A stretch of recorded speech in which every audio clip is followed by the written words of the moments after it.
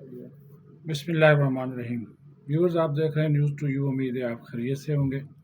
नवाज शरीफ ने जो कल लंदन में एक बड़ी लंबी चौड़ी मीटिंग अपने पार्टी के सीनियर रहनुमाओं के साथ की है, उसकी जो कुछ अंदर की चीज़ें हमारे पास पहुंची हैं वो आपके साथ शेयर करना बहुत ज़रूरी है, क्योंकि नवाज शरीफ और मुस्लिम लीग नून की जो सियासत है वो आने वाले दिनों में ख़ास तौर पर आम इंतखाबात के हवाले से हमारा जो एक सिस्टम है, पॉलिटिकल सिस्टम, उसके ऊपर बड़ी असरअंदाज होगी। इसके ऊपर बात करना बहुत ज़रूरी है। और अच्छी बात यह है कि नवाज शरीफ को हालात वाक़यात का एहसास है, वो किसी गलत फहमी का शिकार नहीं है। कल जब गुफ्तगू हो रही थी लंदन में, तो वहाँ पर शरीक एक जो रहनुमा है उनके साथ व्हाट्सएप के ज़रिए जब हमने कुछ मालूमात हासिल की, तो उन्होंने कुछ ऐसी चीज़ें बताई हैं जिसकी वजह से जो है वो आपको ये हैरानगी होगी कि नवाज शरीफ को भी ज़मीनी हक़ाइक़ का इल्म है।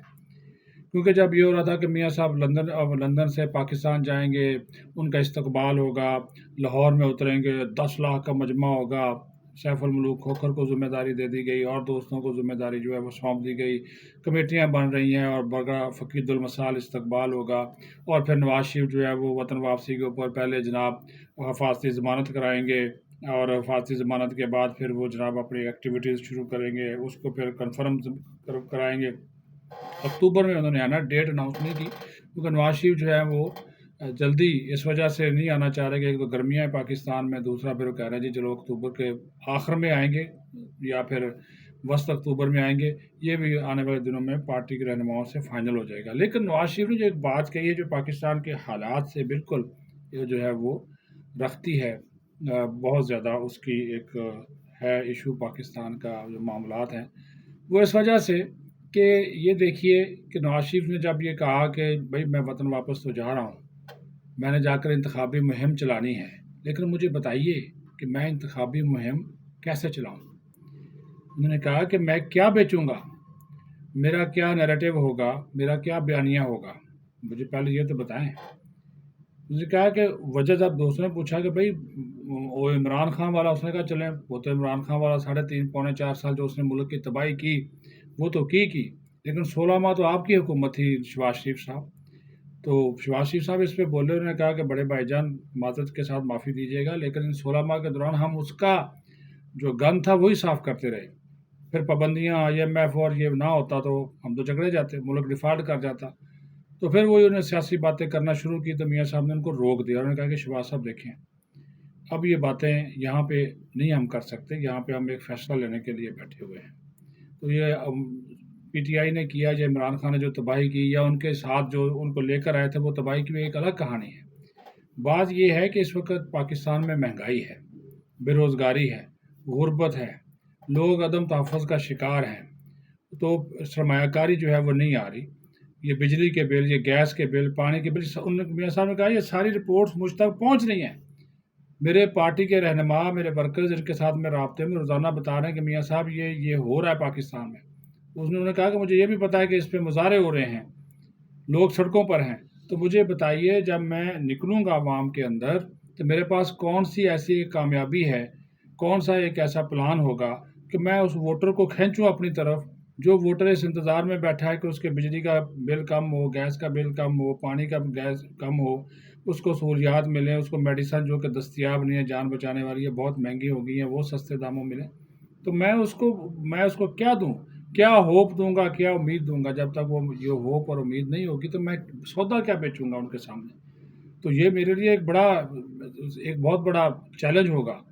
तो झूठ अगर मैं बोलूँगा, कल मैं हुकूमत में आकर बैठ गया, तो मियाँ साहब ने ये भी कहा कि हुकूमत आना और हुकूमत में चलाना कोई इशू नहीं है, लेकिन इस वक़्त जो पाकिस्तान को चैलेंजेस दरपेश है, ऐसे हालात में पाकिस्तान में जाना और जाकर अगर हम इंतखाब जीत गए तो हुकूमत करना, ये किसी, उन्होंने कहा जी, कांटों की सेज से कम नहीं है, ये किसी अजाब से कम नहीं होगा हमारे लिए कि हम जो है वो अगर हुकूमत में आकर बैठ गए और आवाम को रिलीफ ना दे सके।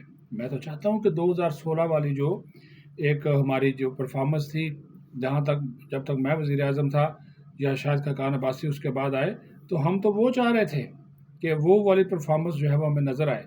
लेकिन इस वक्त जो हालात हैं, जो इस वक्त जो सिचुएशन है, इस वक्त जो आवाम का जीना मरना, जो मसाइल बढ़ गए हैं, تو اس کو کس طرح جو ہے وہ ہم ریلیف دے سکتے ہیں، یہ میرا ایک بنیادی سوال ہے۔ اس کے اوپر خاموشی تھی، کچھ دوست بولے، کچھ دوستوں نے اس کے اوپر رائے کا اظہار نہیں کیا۔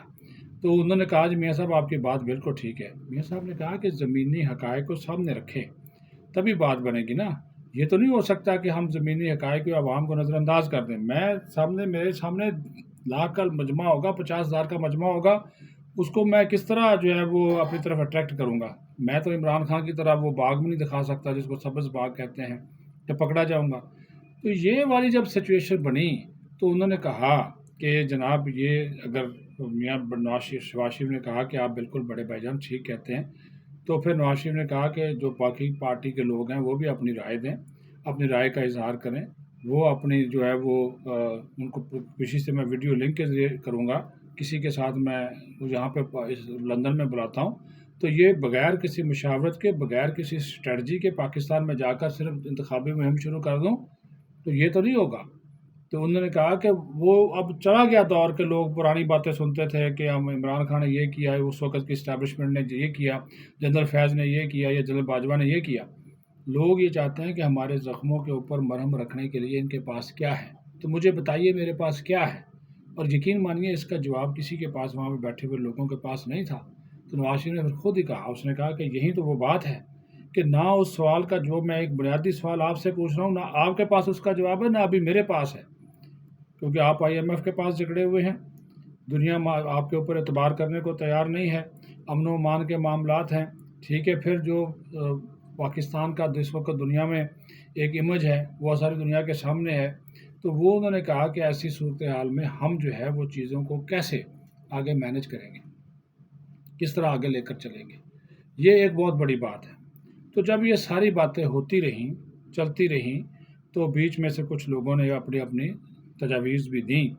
تو کہنے کا مطلب یہ ہے کہ ایک بڑی پارٹی ہے، میاں صاحب یہ امید لگا کر نہیں بیٹھے کہ وہی آئیں گے حکومت میں۔ انہوں نے تو یہ ایف اینڈ بٹس کی بات کی، انہوں نے کہا کہ اگر ہم آ گئے تو ہمارے پاس عوام کو دینے کے لیے کیا ہوگا۔ تو یہ ایک وہ سوال ہے جس کے اوپر میاں صاحب فوکس کر رہے ہیں کہ میں جاؤں عوام کے سامنے اور اسی کا جواب یہ سارے مل کر جو ہے وہ تلاش کریں گے۔ اگر نہیں تلاش کریں گے تو آپ نے تبدیلی کا نعرہ بھی دیکھ لیا، آپ نے پاکستان کھپے کا بھی دیکھ لیا، سب سے پہلے پاکستان کا بھی دیکھ لیا، روشن پاکستان کا بھی دیکھ لیا۔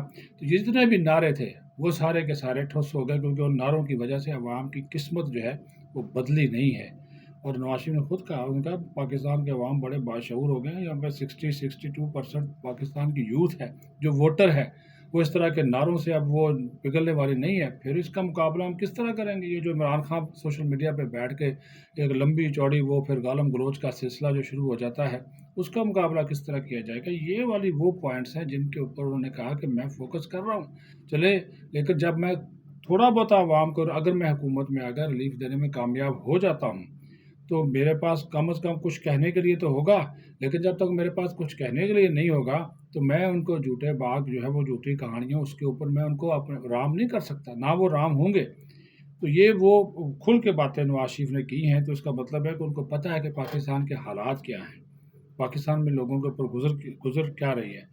تو ابھی میاں صاحب میٹنگ بلا رہے ہیں، دیکھیں باقی ان کے ساتھی ان کو کیا مشورہ دیتے ہیں، لیکن یہ اچھی بات ہے کہ نواز شریف پاکستان کے عوام کا جو مسائل ہیں ان کا احساس کرتے ہوئے جو ہے وہ پاکستان آ رہے ہیں اور ان کو ان چیزوں کا اچھی طریقے سے علم ہے۔ اپنا خیال رکھیں، بہت شکریہ۔